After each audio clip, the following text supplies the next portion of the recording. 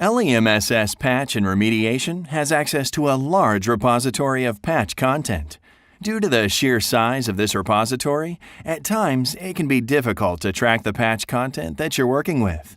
Starting with LEMSS version 8.1, you can create custom patch lists from either the Patch Content page or the Groups page, Vulnerabilities, Patch Content view.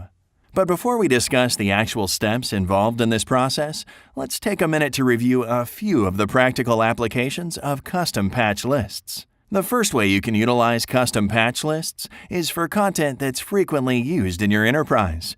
You can create a custom patch list containing this commonly used patch content and maintain it as your enterprise network changes. As endpoints are updated with new hardware and software, you can update the list to include new patches, while removing the older, superseded patches. Another method in utilizing custom patch lists is for the content that will only be deployed once. You can create a custom patch list containing only the patch content needed for that specific deployment.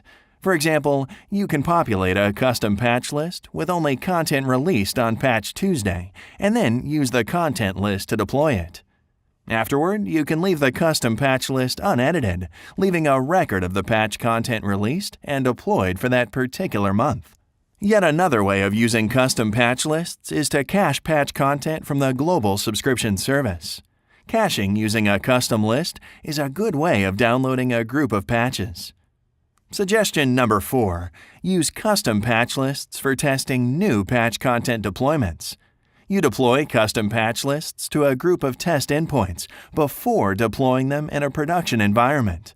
And finally, you can use custom patch lists for reporting purposes. Since these lists contain only patch content relevant in your enterprise, they're a great way to report deployment progress and status. Now keep in mind the suggestions we've discussed here aren't the only ways to utilize custom patch lists, but rather a quick sampling. I'm sure you can come up with other great ways that your organization can benefit from the use of custom patch lists.